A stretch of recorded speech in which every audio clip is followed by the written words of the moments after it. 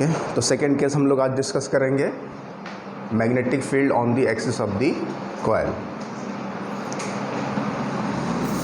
Axis of the coil का मतलब क्या हुआ कि हमारे पास कोई कॉइल है, सपोज करें ये एक कॉइल है हमारे पास, ठीक है, इस तरह से, और इस कॉइल के सेंटर से जाता हुआ लाइन, जैसे ये लाइन है, ठीक है ना, इसी को बोलेंगे एक्सिस ऑफ कॉइल। सेंटर से जा रहा है और कॉइल के तल के लंबवत है, ठीक है ना, कॉइल के तल के लंबवत है। यानी इस तरह से इसको समझे हम लोग। ये मान लीजिए अगर कोई सर्कुलर कॉइल है, सर्कुलर कॉइल मान लीजिए, ठीक है ना, तो इसके सेंटर से होकर जाता हुआ लाइन, ठीक है। और ये जो सर्कुलर कॉइल है, यहाँ पर हम लोग इस तरह से इसको बिठा रखे हैं, और इसमें करंट फ्लो करा दीजिए, करंट फ्लो करा दीजिए। ये मान लीजिए करंट है आई, सपोज कर लेते हैं करंट इसमें फ्लो हो रहा है आई, इस तरह से, ठीक है, ऐसे, कोई दिक्कत नहीं है।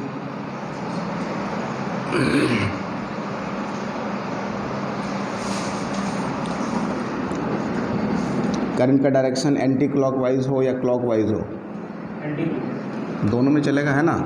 ऐसा करें, यहाँ पे हम लोग क्लॉकवाइज ले लेते हैं फिलहाल, ठीक है। इस तरह से करंट को हम लोग ऐसे फ्लो करा रहे हैं, ऐसे, ठीक है ना।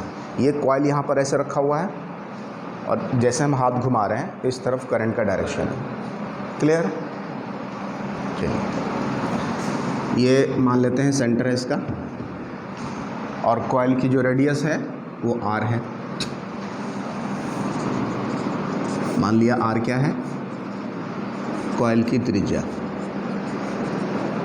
कैपिटल आर कॉइल की त्रिज्या है।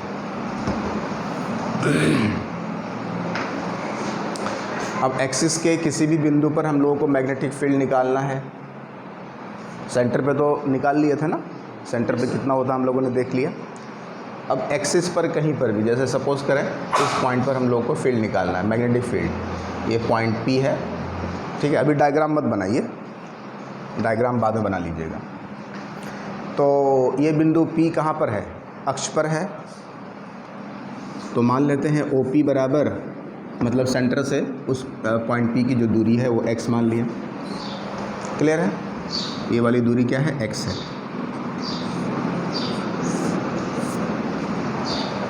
बिंदु P पर हम लोगों को क्या निकालना है, मैग्नेटिक फील्ड का मान।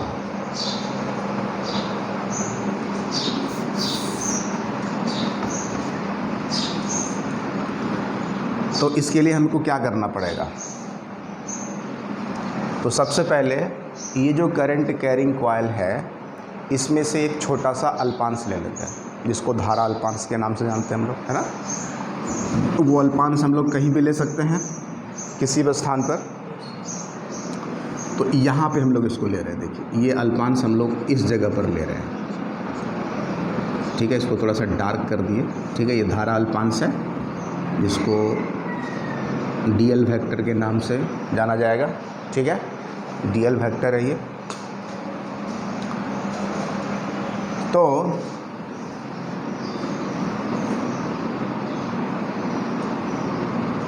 चलिए इसको कुछ नाम देते हैं। इस पॉइंट पे जहाँ पर हम लोगों ने धारा अल्पांश लिया है, इस बिंदु का नाम ले लेते हैं, सपोज करें M, पॉइंट M पर, ठीक है ना।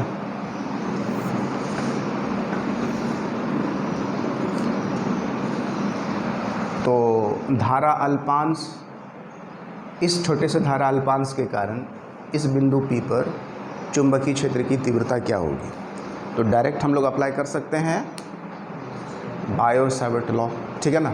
तो उसमें क्या क्या चाहिए होगा, धारा अल्पांश से बिंदु P की दूरी चाहिए ना, ठीक है ना। इसको मिला दें,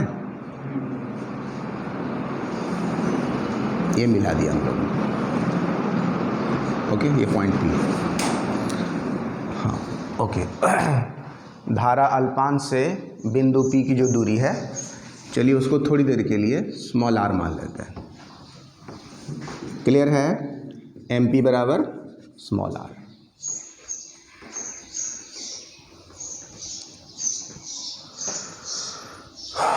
अब लिखा जाए, अतः इस अल्पांश के कारण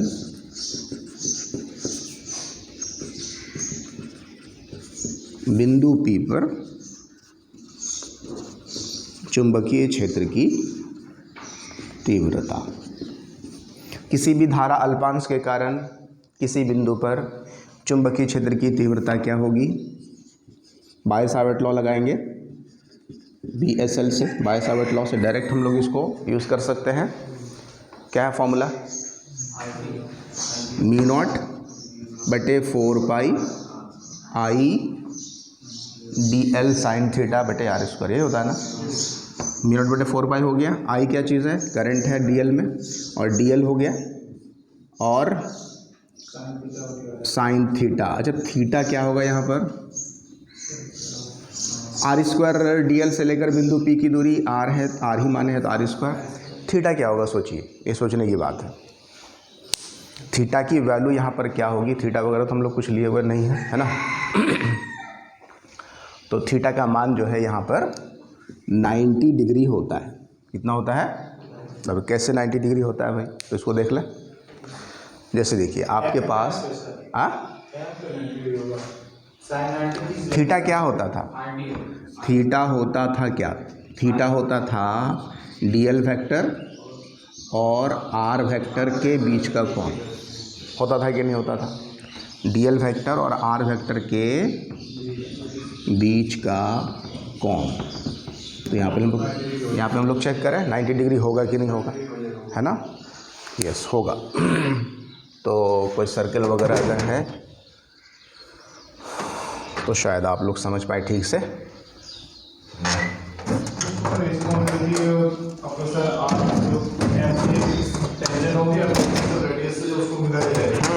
बिल्कुल। चलिए इसमें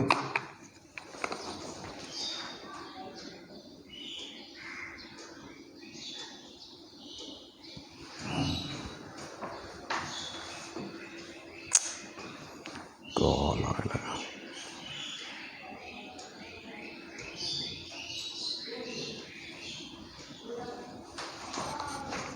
देखिए सर्किल हमारा कैसा है? ऐसा है ना, यही सर्किल है ना। अच्छा, इस सर्किल का ऊपर वाला पार्ट मान लें, ऐसे ही होगा ना। यहाँ पे सर्किल का ऊपर वाला जो पार्ट होगा, ठीक है। यहाँ पर जो DL एलिमेंट है, DL एलिमेंट का डायरेक्शन किधर होगा? इस तरफ होगा कि नहीं? जिधर करंट का डायरेक्शन है, करंट का डायरेक्शन आपने कैसा लिया हुआ है? ऐसे लिया ना। तो DL वेक्टर का डायरेक्शन इधर हो गया, कोई दिक्कत वाली बात नहीं है। अच्छा, R देखिए, ये यही ना R है। ये अगर सर्किल है तो ये सेंटर है, सेंटर से ये वाला x डिस्टेंस है, यहाँ पर पॉइंट P है, और ये आपका R है ना। देखिए तो है कि नहीं है? समझ पा रहे हैं?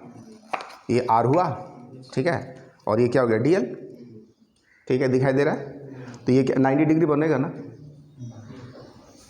अच्छा, कहीं पे भी आप DL लेते हैं तब भी 90 बनता। जैसे यहाँ पे DL लेंगे अगर, तो DL का डायरेक्शन इधर हो गया, और R ऐसे होगा ना।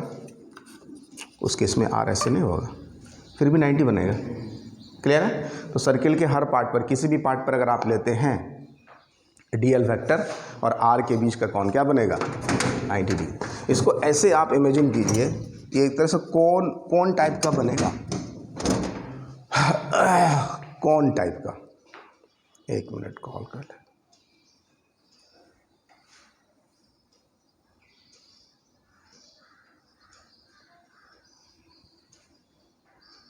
हाँ सलाम जी, वालेकुम अस्सलाम। हाँ जी, वालेकुम अस्सलाम, बोलिए।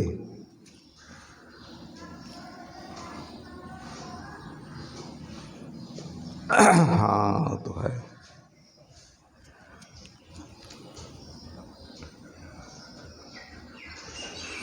हाँ तो शाम में करेंगे।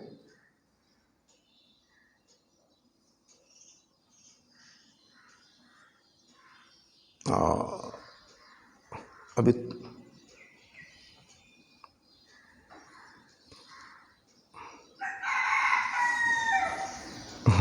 बात तो सही है, लेकिन थोड़ा सा स्कूल है।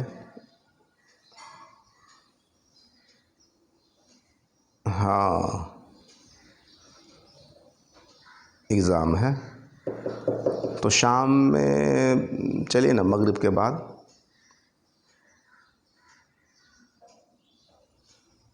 हाँ ठीक ठीक है। वालेकुम अस्सलाम। जी वालेकुम अस्सलाम।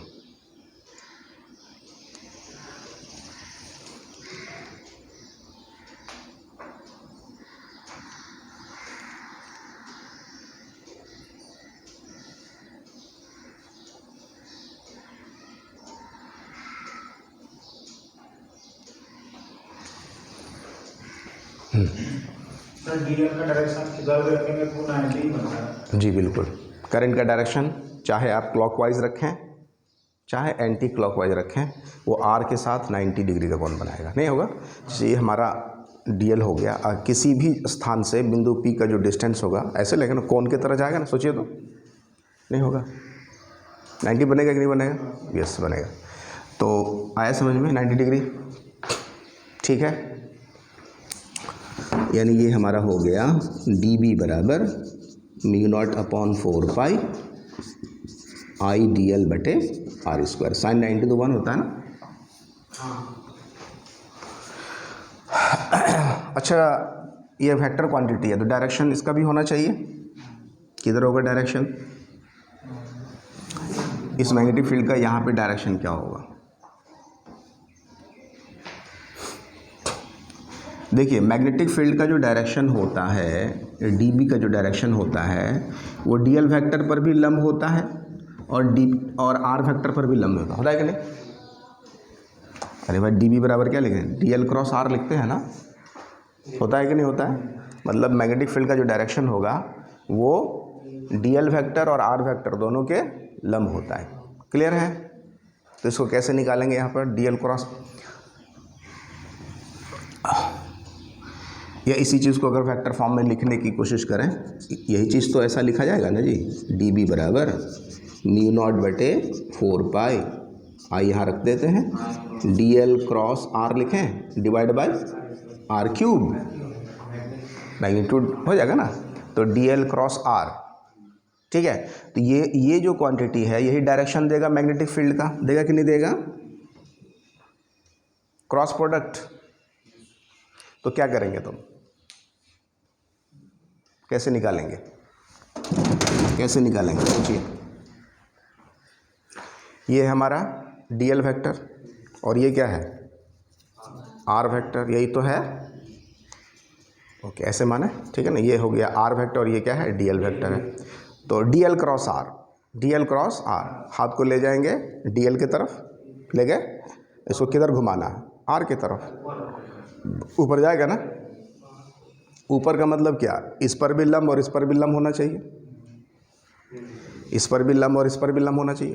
तो देखिए, यहाँ पर मैग्नेटिक फील्ड अगर हमको निकालना है तो उसका डायरेक्शन हो जाना चाहिए कुछ इस तरह से। देखिए, ये हो गया डीएल क्रॉस आर, ऊपर जा रहा है। तो ये जो है हमारा, यानी कि डीबी वेक्टर का जो डायरेक्शन होगा वो इन दोनों के प्लेन पर लंब होगा। मतलब यहाँ पे फील्ड निकालना है तो कुछ ऐसे हो जाएगा, डायरेक्शन नहीं होगा, आर पर लंब होना चाहिए ना। तो इस पर भी लंब होगा और इस पर भी लंब होगा।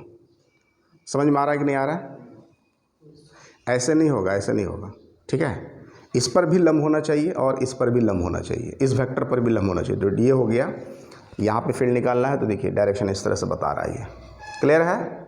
आर पर भी लंब और डीएल पर भी लंब। तो इसलिए वहाँ पर अगर हम लोग फील्ड का डायरेक्शन लेना चाहेंगे तो कुछ इस तरह से होना चाहिए। देखिए तो समझ में आ रहा है कि नहीं आ रहा है? लंब है यहाँ पर, आर पर क्या है? लंब है ना यहाँ पर। देखिए तो 90, ये वाला कौन क्या होना चाहिए? 90 होना चाहिए ना। कोई दिक्कत? सर दोनों पे लंब क्यों होगा सर? दोनों पे लंब क्यों होगा? क्यों नहीं होगा? क्रॉस प्रोडक्ट में हम लोगों ने क्या पढ़ा है? DL cross R. नहीं, क्रॉस प्रोडक्ट जो है सदिश गुणनफल, ये तो सदिश गुणनफल से ही नहीं दिशा बताया जा रहा है। जैसे हमारे पास, इधर मिटाते हैं, हाँ, जैसे देखिए, अगर कोई भी दो सदिश होता है क्रॉस प्रोडक्ट में, कोई भी दो सदिश है, मान लीजिए वेक्टर ए और ये है वेक्टर बी, सपोज करें। अगर आपसे कहा जाए ए क्रॉस बी बराबर मान लो सी वेक्टर होता है, क्रॉस प्रोडक्ट का रिजल्ट एक नया वेक्टर होता है ना, तो ए क्रॉस बी बराबर सी, तो सी की दिशा किधर होगी, किधर होगी, ए पर भी लंब और बी पर भी लंब। नहीं होता है, सी जो है वो क्या होता है, लंब होता है दोनों पर, ए और बी जो तल बनाता है ना, इन दोनों पर लंब होता है कि नहीं होता है। तो देखिए यहाँ पर अगर हम बात करें इस प्लेन पर, तो ए और बी है ये, तो ए क्रॉस बी निकालेंगे, बाहर की ओर बता रहा है ना, बाहर की ओर, ठीक है, बाहर की ओर तो किधर, इस तरह से डायरेक्शन बताएगा ना ये। तो देखिए, तो ये बी पर भी लंब नहीं है और ए पर भी लंब है, नहीं समझ में आ रहा, क्लियर है।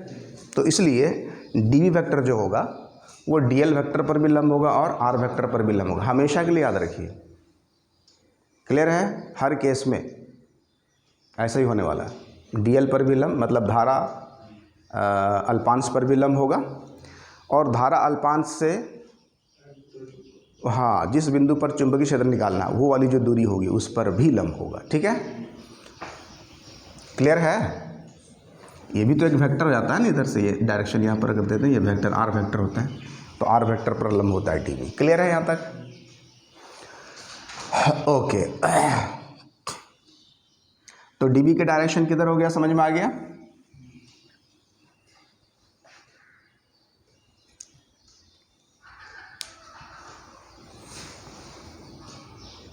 चलिए उतार लीजिए, फिर आगे बढ़ें।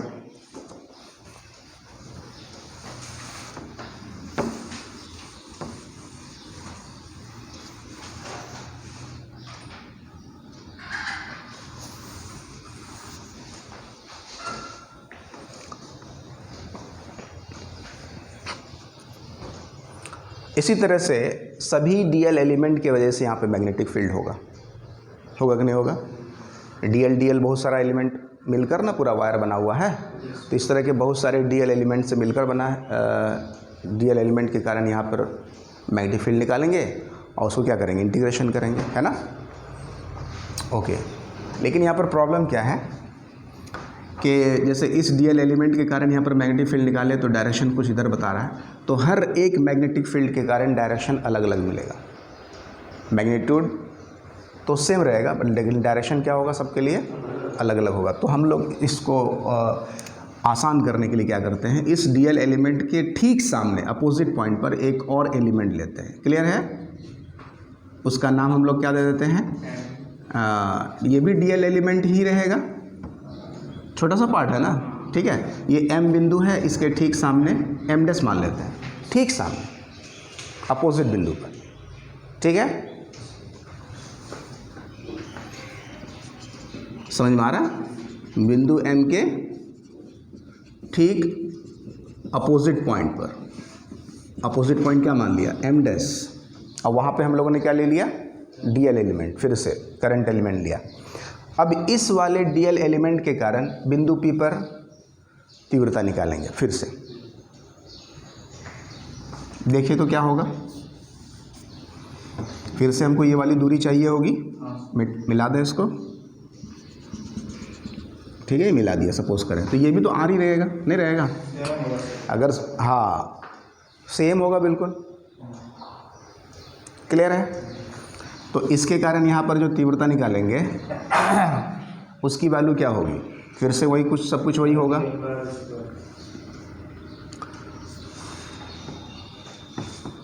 सेम आएगा, क्या हो जाएगा, डी बी बराबर म्यू नॉट बटे 4 पाई, आई वही रहेगा, डी एल भी वही है, साइन 90 रहेगा, होगा कि नहीं होगा, डिवाइड बाय आर स्क्वायर। कोई दिक्कत है, सब कुछ तो वही रहेगा, डी एल वेक्टर वही है, आर भी वही है, मतलब डिस्टेंस तो वही है, तो मैग्नीट्यूड तो यही रहेगा ना। अब चलिए देखते हैं डायरेक्शन क्या होता है,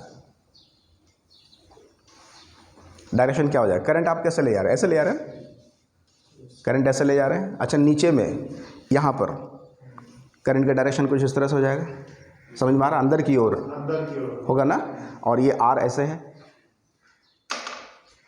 देखिए तो ऐसे है ना, क्लियर है। इस पॉइंट पर मैग्नेटिक फील्ड का डायरेक्शन क्या होगा? अंदर नीचे होगा, होगा कि नहीं होगा? ये हो गया dl क्रॉस r, नीचे जा रहा है ऐसे करके, तो यहाँ पर जो मैग्नेटिक फील्ड का डायरेक्शन होगा ऐसे होगा, ठीक है। तो आप देखिए यहाँ पर जो फील्ड का डायरेक्शन होगा वो फिर से r पर लंब होना चाहिए, तो कुछ इस तरह से डायग्राम बनेगा कि नहीं बनेगा? बिल्कुल प्रतिबिंब मिलेगा आपको, मिलेगा कि नहीं मिलेगा? ऊपर वाले का इमेज टाइप का मिलेगा, जैसे देखिए इसका, ठीक इमेज। यहाँ तक क्लियर है? इस वाले फील्ड का डायरेक्शन ये हो गया और इस वाले फील्ड का डायरेक्शन ये हो गया।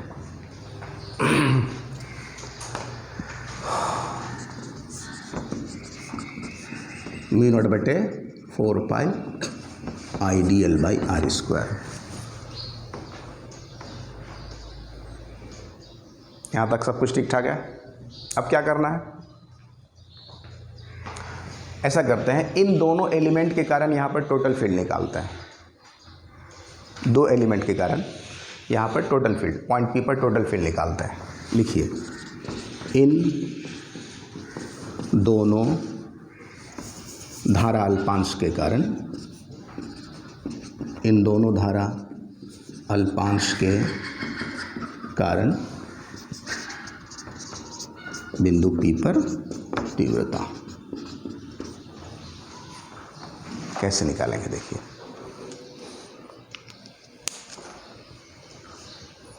इन दोनों एलिमेंट के कारण पॉइंट P पर हम लोग क्या निकालने जा रहे हैं? तीव्रता निकालने जा रहे हैं।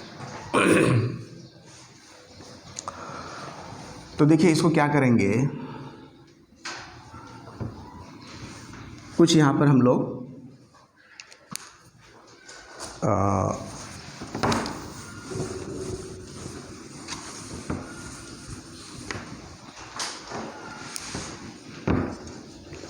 ये वाला जो कौन है ना, इसको थोड़ी देर के लिए अल्फा कुछ भी मान लेते हैं, फाई मान लेते हैं। मान लिया, इसको जैसे आपने फाई माना ये भी फाई होना चाहिए, होना चाहिए कि नहीं होना चाहिए? ठीक है यहाँ तक? अच्छा, ये जो बिंदु P है, ये जो बिंदु P हम लोगों का है, इस पॉइंट पर इस अक्ष के इसके लंबवत यहाँ पर एक लाइन खींचिए। ये वाला लाइन है ना, इसके परपेंडिकुलर लाइन यहाँ पर ऐसे खींचा जा सकता है कि नहीं? खींच लिया जाए। क्लियर है? सही है ना?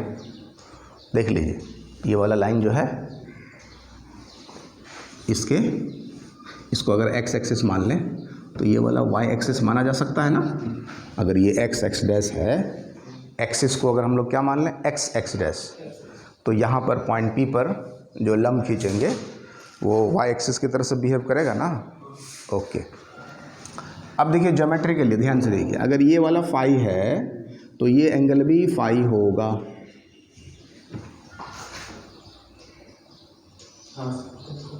चेक कर लेते हैं, अगर आपको कन्फ्यूज़न हो रहा है। देखिए यहाँ पर खाली ऊपर वाला पार्ट दिखाते हैं, देखिए यही है ना,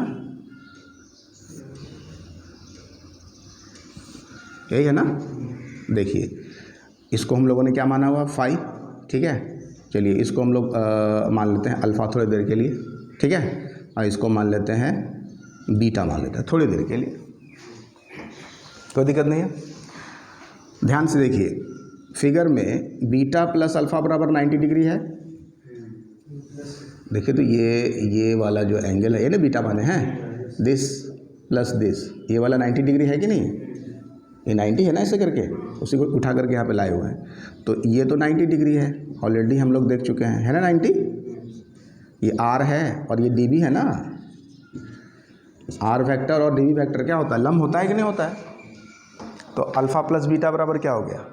90 डिग्री, कोई दिक्कत नहीं है। अच्छा, अभी हम लोगों ने क्या किया? y जो है x पर क्या होता है?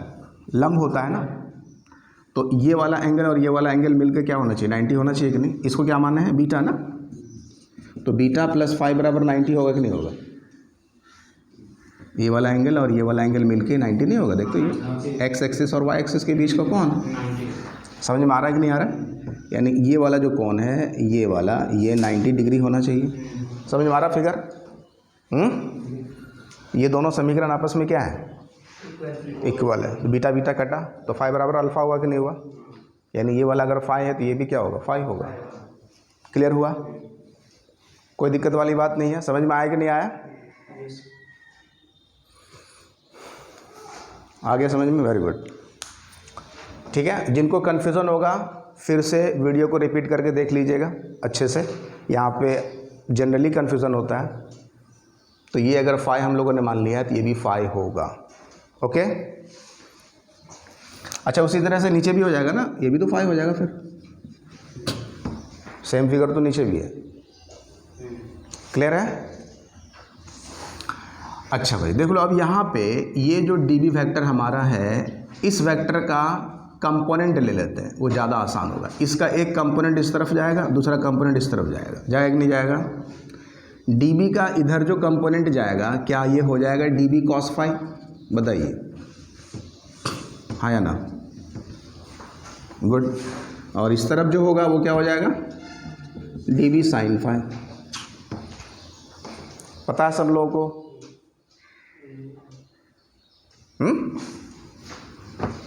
नहीं होता है? हाँ, ये मान लीजिए कोई भी वेक्टर है, सपोज करें, ठीक है, ये कोई भी वेक्टर है, ए वेक्टर है मान लेते हैं, ठीक है। अगर यहाँ पर थीटा दिया हुआ है तो आप लोगों को पता है ना, इसका इधर वाला हॉरिजॉन्टल कंपोनेंट ये कॉस थीटा होता है और वर्टिकल कंपोनेंट क्या होता है? तो कई बार हम लोग पढ़े हैं ना इसको। हॉरिजॉन्टल वाला कॉस होता है और वर्टिकल वाला साइन कंपोनेंट होता है। तो थीटा जहाँ लगा रहता है वो कॉस होता है जी। जिधर थीटा लगा रहेगा उधर वाला कॉस कंपोनेंट होगा, मतलब जिधर एंगल लगा रहेगा, हाँ जिधर एंगल लगा रहेगा वो हो गया कॉस कंपोनेंट। क्लियर है? तो यहाँ पर अगर मान लीजिए ये थीटा यहाँ था, अगर थीटा यहाँ रहता तो ये क्या हो जाता? ये वाला कॉस हो जाता है कि नहीं है? फिर इसको लिखते हैं हम लोग ए कॉस थीटा और इसको क्या लिखते हैं? ए साइन थीटा। ठीक है, छोटी छोटी बात है बट आपको याद रखना चाहिए। ये थीटा है, यहाँ पर भी उसी तरह से अगर ये फाई है तो इधर वाला कंपोनेंट कॉस फाई और इसके परपेंडिकुलर कंपोनेंट क्या हो जाएगा? Sine phi. ठीक है ना? ठीक है ना? वही फिगर तो है। ये हो गया डीबी वेक्टर और ये हो गया फाई ना। इधर क्या हो जाएगा? डीबी कॉस फाई और इधर क्या हो जाएगा? DB sine phi. गुड। चलो भाई, तो ये डीबी का दो कंपोनेंट हम लोगों ने ले लिया, डीबी कॉस फाई और डीबी साइन फाई। उसी तरह से इधर भी तो हो जाएगा। इस डीबी का इस तरफ जो कंपोनेंट आएगा वो हो जाएगा डीबी कॉस फाई, होगा कि नहीं? और इधर वाला क्या आ जाएगा फिर से?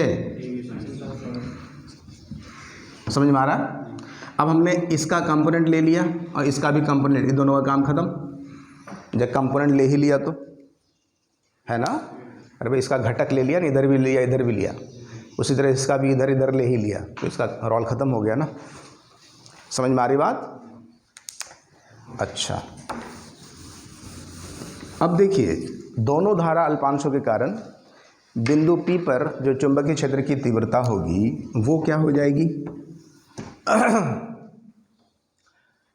ये डीबी साइन सबको जोड़ दें। देखिए जो लिख रहे हैं आप समझने की कोशिश कीजिए। DB sine phi plus DB sine phi,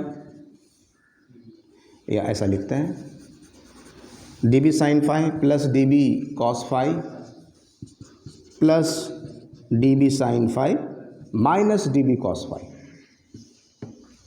नहीं आया समझ में? देखिए ये है डीबी साइन फाई, दोनों पॉजिटिव हो जाएगा, दोनों पॉजिटिव होगा ना। डीबी कॉस फाई ऊपर वाला पॉजिटिव तो नीचे वाला क्या हो जाएगा? नेगेटिव हो रहा है, क्योंकि वेक्टर क्वांटिटी है ना, है कि नहीं है? या ऐसे समझें, ये दोनों DB cos phi DB sine phi आपस में जुड़ जाएगा और ये दोनों आपस में एक दूसरे को कैंसिल करेगा। नहीं करेगा? कैंसिल करेगा ना, कैंसिल। तो ये तो कटा इससे, तो बचा क्या हमारे पास? डीबी साइन फाई और डीबी साइन फाई, दो बार है ना। DB sine phi plus DB sine phi होगा कि नहीं होगा?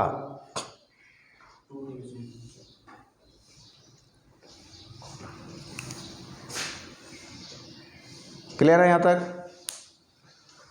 यहाँ तक कोई प्रॉब्लम किन्हीं को नहीं है? अच्छा, फिर से अल्पांश लेंगे, फिर से मैग्नेटिक फील्ड निकालेंगे। जैसे यहाँ पर हमने अल्पांश लिया, फिर से ध्यान से सुनिए, यहाँ पर अगर हमने फिर से एक अल्पांश लिया, मैग्नेटिक फील्ड वहाँ निकलेगा। फिर इसके अपोजिट यहाँ पर होगा ना एक अल्पांश, उसके कारण निकालेंगे यहाँ पर, ठीक है। तो हर एक अल्पांश के सामने वाले अल्पांश के कारण, यानी दो अल्पांशों के कारण यहाँ पर मैग्नेटिक फील्ड निकालते जाएंगे तो आपको क्या दिखेगा कि सभी साइन वाले कंपोनेंट आपस में जुड़ते चले जाएंगे, ठीक है ना, और सभी कॉस वाले कंपोनेंट क्या होंगे, कैंसिल होते जाएंगे। क्लियर है? जैसे मान लीजिए ये वहाँ पे अल्पांश लगाएंगे तो उसका इधर हाँ, इधर फिगर तो यहाँ पे तो 2D में इधर दिखा रहे हैं, बट ऐसे होगा ना जब हम जो हाथ घुमा रहे हैं। क्लियर है ना? जैसे देखिए, अब यहाँ पर अल्पांश लिए सपोज करें, और यहाँ पर ये दोनों अल्पांश हो गया ना। इन दोनों अल्पांशों के कारण इस बिंदु पर जो चुंबकीय क्षेत्र की तीव्रता होगी, तो फिर से आप लोग dB sin phi जुड़ जाएगा, और dB cos phi इधर और इधर ये कैंसिल होगा। क्लियर है ना? dB cos phi जो है ना, अभी जैसे आया यहाँ पर ऐसे आया ना, दूसरे किसी अल्पांश के कारण लीजिएगा तो dB cos phi ऐसे आएगा, कैंसिल होगा, और dB sin phi दोनों जुड़ेगा। फिर से लेंगे किसी दूसरे अल्पांश के कारण, तो फिर से dB cos phi opposite direction में आगे कैंसिल हो जाएगा, और dB sin phi क्या हो जाएगा, जुड़ता जाएगा। इस तरह से पूरे चक्र के लिए होगा, पूरे कॉइल के लिए होगा। क्लियर है? इसलिए एक लाइन में हम लोग डायरेक्ट लिख सकते हैं, ऊपर मिटाए,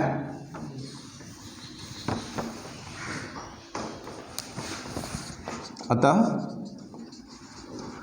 संपूर्ण कॉइल के कारण, संपूर्ण धारावाही कुंडली के कारण बिंदु P पर कुल तीव्रता, total magnetic field at P due to the entire coil, तो क्या हो जाना चाहिए, B बराबर क्या हो जाएगा, ये तो जुड़ेगा पूरा, है कि नहीं है? तो हम लोग लिख सकते हैं dB sin phi plus dB, तो summation of dB sin phi लिख सकते हैं, या इंटीग्रेशन dB sin phi कर दीजिए, होगा कि नहीं होगा? आ रहा समझ में? सभी dB sin phi वाले कंपोनेंट क्या हो जाएंगे, जुड़ जाएंगे, और सभी dB cos phi वाले कंपोनेंट कैंसिल हो जाएंगे। बस ये हो गया टोटल फील्ड। अब इसको सॉल्व करें।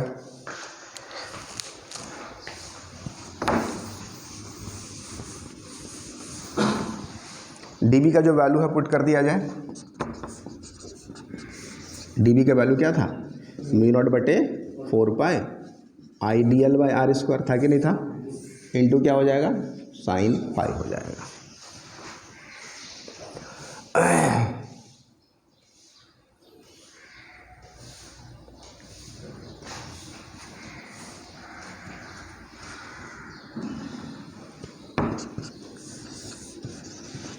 μ0/4 पाई IDL/r²।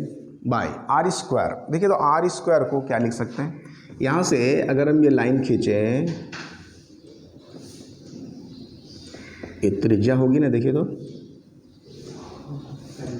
होगा कि नहीं, त्रिज्या लंब हुआ यहाँ पे, देखिए तो ये ट्रायंगल बन जाएगा इस तरह से, राइट एंगल ट्रायंगल, समकोण त्रिभुज।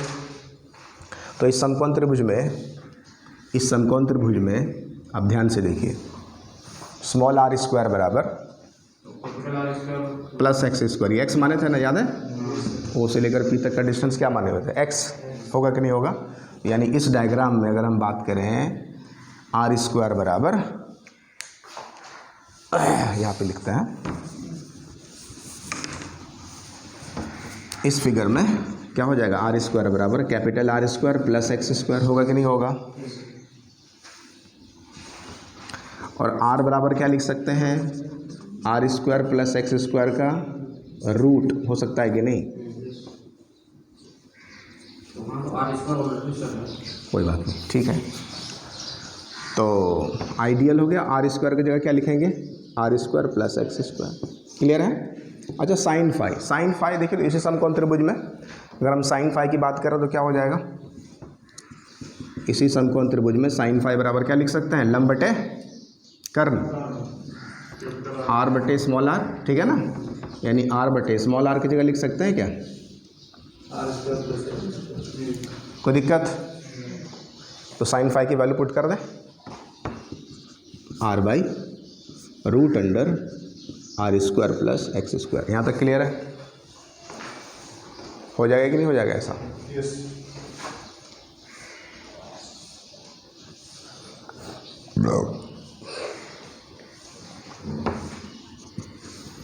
जो कांस्टेंट टर्म्स है बाहर करते हैं। अच्छा पहले एक लाइन और बढ़ा दें, म्यू नॉट बटे 4 pi I D L into R divided by, देखो यहाँ पे क्या हो जाएगा, R square plus X square to the power 1 है, R square plus X square to the power कितना है 1/2, जुड़ जाएगा 3/2 हो जाएगा। होगा कि नहीं होगा? R square plus X square का पावर 3/2 होगा। नहीं समझे? जैसे x इंटू रूट एक्स बराबर क्या होगा, तो इसको x into X to the power 1/2 लिखेंगे ना। यहाँ पावर 1 है, आधार समान है, पावर क्या होता है, जुड़ता है ना, 1 + 1/2 यानी x की पावर 3/2 होता है ना ऐसा। तो कुछ उसी तरह के फॉर्मेट में समझ में आ रहा है ये। अब जो कांस्टेंट टर्म्स है उसको बाहर कर दिया जाए। क्या क्या है कांस्टेंट? म्यू नॉट बटे 4 पाई बाहर, आई बाहर है कि नहीं है, आर भी बाहर हो जाएगा, आर कांस्टेंट है, त्रिज्या तो कांस्टेंट है। मतलब बिंदु P के रेस्पेक्ट में कौन कौन सा कांस्टेंट होगा, तो आर कांस्टेंट। और ये R square plus X square क्या कांस्टेंट है कि नहीं है? बिल्कुल है। कैसे वेरिएबल आएगा? पॉइंट P के लिए x कांस्टेंट, पॉइंट P पर निकालने के, पॉइंट P के रेस्पेक्ट में है कि नहीं है। पॉइंट P के लिए x बदलेगा कभी नहीं बदलेगा। आया समझ में? उस पर्टिकुलर पॉइंट के लिए x भी तो कांस्टेंट है, तो आर स्क्वायर और एक्स स्क्वायर दोनों ही कांस्टेंट, तो r बाहर कर दें इसको, R square plus X square की पावर 3/2। अंदर में सिर्फ क्या रहा, dl ना, dl जोड़ेंगे कितना हो जाएगा 2 पाई r। सिंपल, dl जोड़ेंगे ना, इंटीग्रेशन dl मतलब क्या 2 पाई r नहीं हो जाएगा। यहाँ पे 2 पाई r पुट कर दें,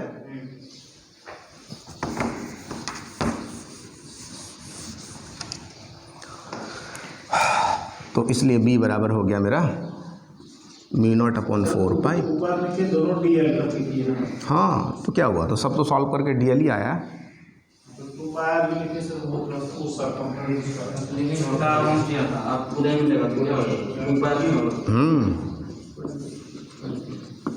जीरो से लेकर 2 पाई r लेंथ का कितना हो जाएगा लिमिट, dl का लेंथ कहाँ से शुरू करेंगे, किसी एक जगह शुरू करके ख़त्म करेंगे ना। dl मतलब dl को जोड़ना है आपको, तो जीरो से लेकर तो डायरेक्ट लिख दें 2 पाई r, कोई दिक्कत वाली बात नहीं है। 2 पाई r माइनस 0 तो मतलब 2 पाई r ही ना होगा। बस अब सॉल्व कर लीजिए, जो कट रहा है कटा देते हैं, तो 2 पाई से यहाँ पे 2 कट जाएगा, ठीक है ना।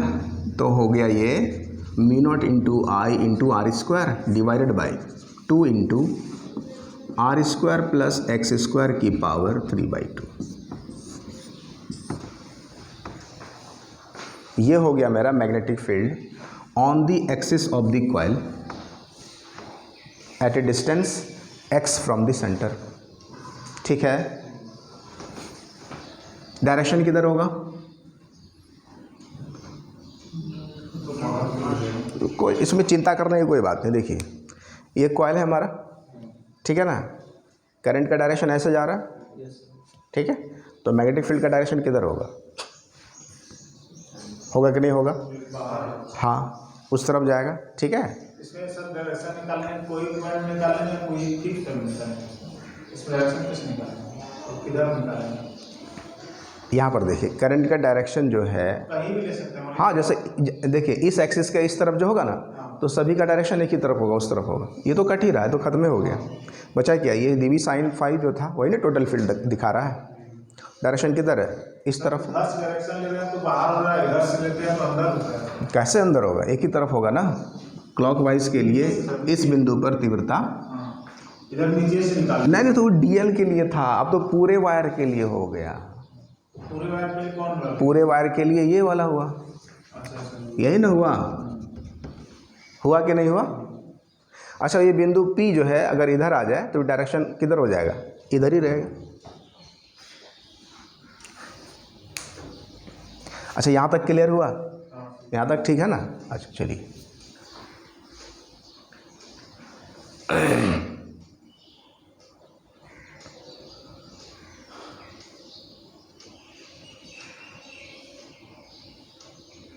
मिटा दें इसको।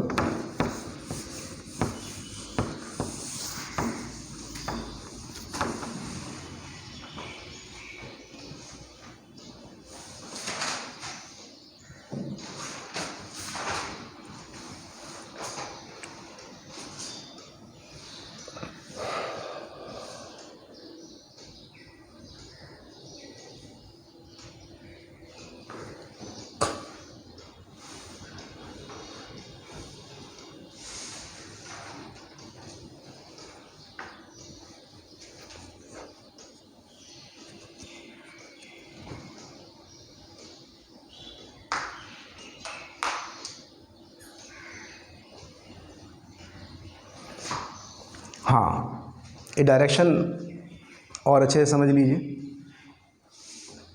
जैसे ही हमारे पास कॉइल है, ठीक है, एक कॉइल है ना, कॉइल में करंट किधर जा रहा है? क्लॉकवाइज जा रहा है ना, क्लॉकवाइज। तो राइट हैंड थंब रूल लगाएंगे, ठीक है। सेंटर पे फील्ड का डायरेक्शन क्या होता है? देखिए तो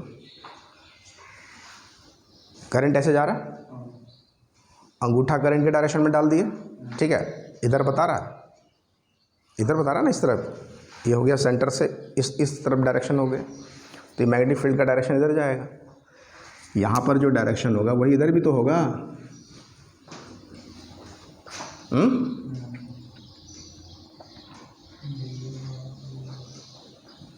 यानी कि वो पॉइंट से लेंगे सर।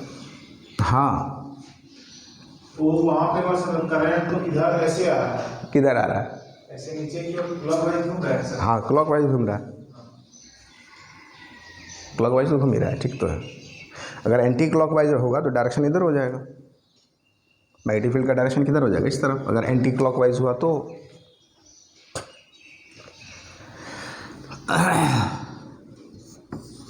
नहीं हो रहा है क्लियर? अंगूठा कैसे रखेंगे उस कैसे रखेंगे? किधर? वहीं पे सर, वो जैसे कि करंट का दिशा इधर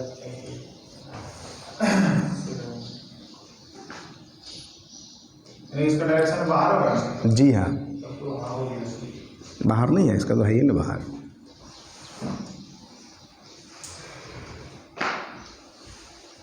अंगूठा रख के देखिए, कल्पना कीजिए,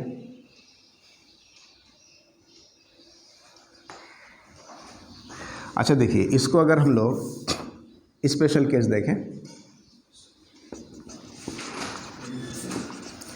व्हेन x बराबर 0, x 0 कहाँ पर होगा? देखिए तो सेंटर पर होगा कि नहीं होगा? केंद्र पर क्या हो जाएगा? x का मान 0 होगा ना। देखिए तो बिंदु P को अगर हम नज़दीक करते चले जाएं तो x का मान घटेगा, और लाते लाते लाते अगर हम सेंटर पर ले आएँ तो x बराबर क्या हो जाएगा? 0। तो अगर हम x बराबर 0 पुट करें तो क्या होता है?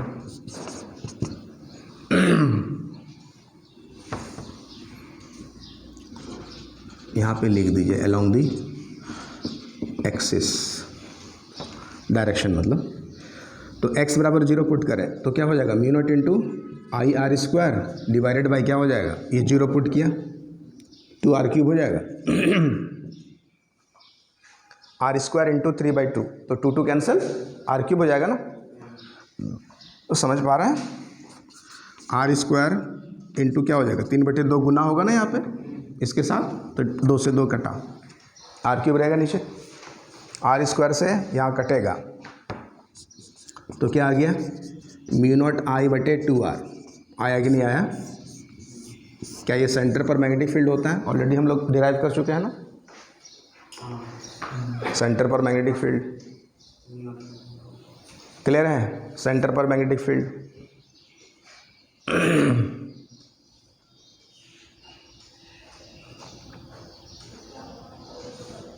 यहाँ तक कोई दिक्कत नहीं है?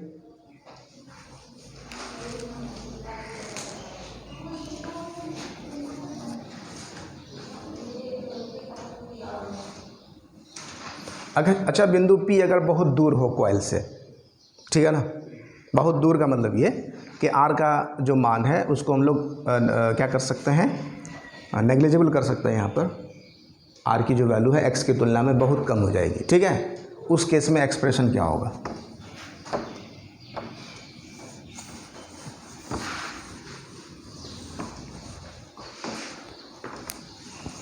जब X का मान क्या हो, बहुत बड़ा हो R से, that is the point P is far away from the coil.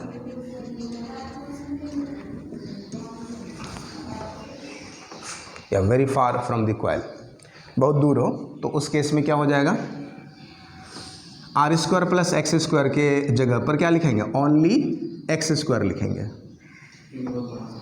समझ में आ रहा है कि नहीं आ रहा। इसके स्थान पर क्या लिखा जाएगा, सिर्फ X²। R² को हम लोग क्या करेंगे, यहाँ पर निगलेक्ट कर देंगे, ठीक है। चूँकि R का मान क्या हो गया, बहुत छोटा हो गया X के तुलना में, बिंदु P बहुत दूर है, ठीक है, तो वो कॉइल बहुत छोटा दिखेगा ना उस टाइम में, वहाँ से, है ना, पॉइंट P से। तो उस केस में मैग्नेटिक फील्ड की वैल्यू क्या होती है, यहाँ पर X बराबर R बराबर 0 पुट कर दीजिए।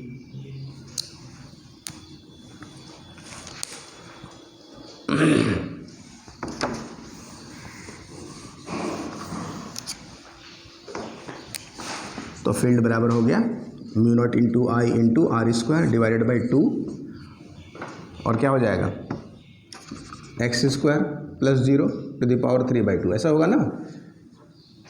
R² 0 कर दिया, तो ये हो गया B बराबर μ0 I R² बटे 2x³। होगा कि नहीं होगा, कोई दिक्कत है।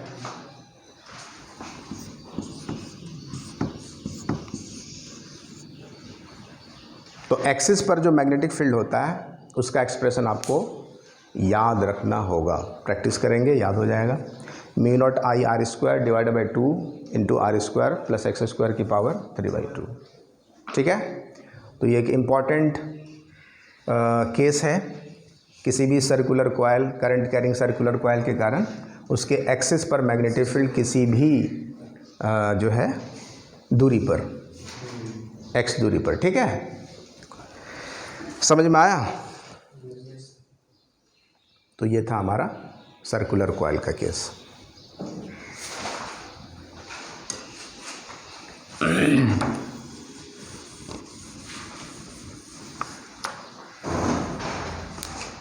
अच्छा, थोड़ा सा और आपको क्लियर करने की कोशिश करते हैं, जो डायरेक्शन में जो प्रॉब्लम होता है ना, जैसे मान लीजिए ये क्लॉकवाइज डायरेक्शन है करंट का, ठीक है। तो यहाँ पर सेंटर पे जो मैग्नेटिक फील्ड बन रहा होगा वो सेंटर वाला खाली, ठीक है ना, उसका डायरेक्शन किधर होगा, जो बीच से होकर जा रहा है उसका डायरेक्शन किधर होगा, अंदर जाएगा ना, जाएगा ना अंदर। तो करंट का डायरेक्शन क्या हो जाएगा, ये मैग्नेटिक फील्ड का डायरेक्शन क्या हो जाएगा, अंदर की ओर। क्लियर है, समझ में आ रहा है। और ये अगर हम एंटी क्लॉकवाइज ले लें, इधर एंटी क्लॉकवाइज, यही है ना।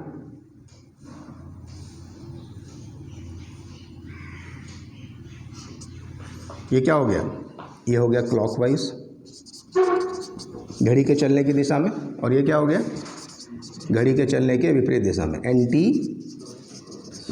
क्लॉकवाइज। क्लियर है। इस केस में डायरेक्शन किधर होगा, सेंटर पर बात कर रहे हैं, बाहर होगा ना, बाहर। तो इसमें राइट हैंड हम कैसे लगाएंगे, काहे नहीं लगाएंगे, कैसे नहीं लगेगा, लग रहा है ना। क्लियर है।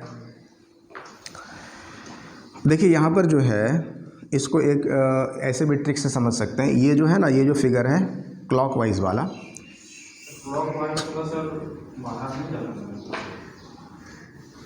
कहाँ बाहर जा रहा, अंदर जा रहा है ना, मैग्नेटिक फील्ड वहाँ अंदर में है सर, जी मैग्नेटिक से वहाँ पे बाहर हुआ सर डायरेक्शन। हाँ, उसका मैग्नेटिक फील्ड किधर है, बाहर में, अंदर, अंदर में। हाँ। ठीक है।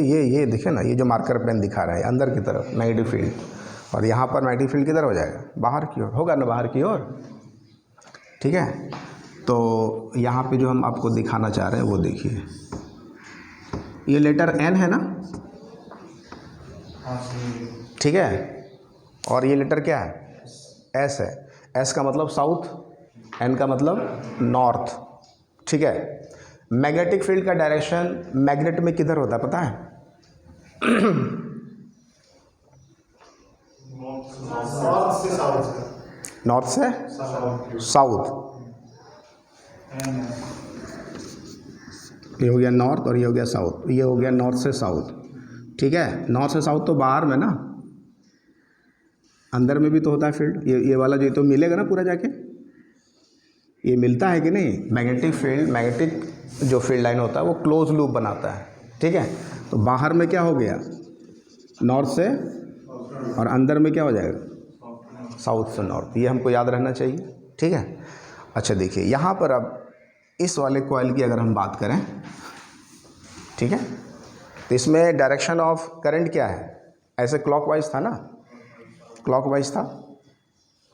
ठीक है, तो मैग्नेटिक फील्ड का डायरेक्शन क्या हो जाएगा, ये इधर से अगर हम देखें, इधर से जिधर से हम खड़े हैं, इधर से क्या हो जाएगा, साउथ हो जाएगा ना, सामने में नहीं होगा, होगा कि नहीं होगा, होगा कि नहीं होगा साउथ। और उधर आप खड़े हो जाएंगे तो आपको कैसा दिखेगा, नॉर्थ दिखेगा, नॉर्थ है। अगर आप उधर से खड़े हो जाएं तो कैसा आपको दिखेगा, हमको साउथ दिखेगा, आपको नॉर्थ दिखेगा ना। ठीक है, करंट का डायरेक्शन किधर हो रहा है, साउथ से नॉर्थ, किधर, अंदर की ओर, अंदर में ना, समझ में आ रहा है कि नहीं आ रहा है? तो ऐसा केस होता है, बाहर में नॉर्थ से साउथ, लेकिन अंदर में, हाँ। तो ये जो आप आगे पढ़ेंगे, ये जो हमारा करंट कैरिंग लूप है, ये एक तरह से मैग्नेट की तरह से बिहेव करता है, डाइपोल। जैसे ये डाइपोल है ना, नॉर्थ पोल साउथ पोल है ना, तो डाई मतलब क्या होता है, टू, तो ये दो ठो पोल है ना इसमें। उसी तरह से किसी भी करंट कैरिंग कॉइल में कितने पोल होते हैं, दो पोल। वो तो दिखाए, इधर से आप देखेंगे तो साउथ, और उसी पीछे से देखेंगे तो क्या हो जाएगा, नॉर्थ। तो ये करंट कैरिंग कॉइल कैसा बन रहा है, एक डाइपोल की तरह से बन रहा है, जिसमें मैग्नेटिक फील्ड का डायरेक्शन किधर होगा, मैग्नेटिक फील्ड का डायरेक्शन अंदर की ओर होगा ना। ठीक है,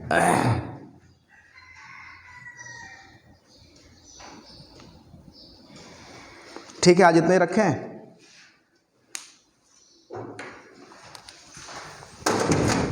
चलिए,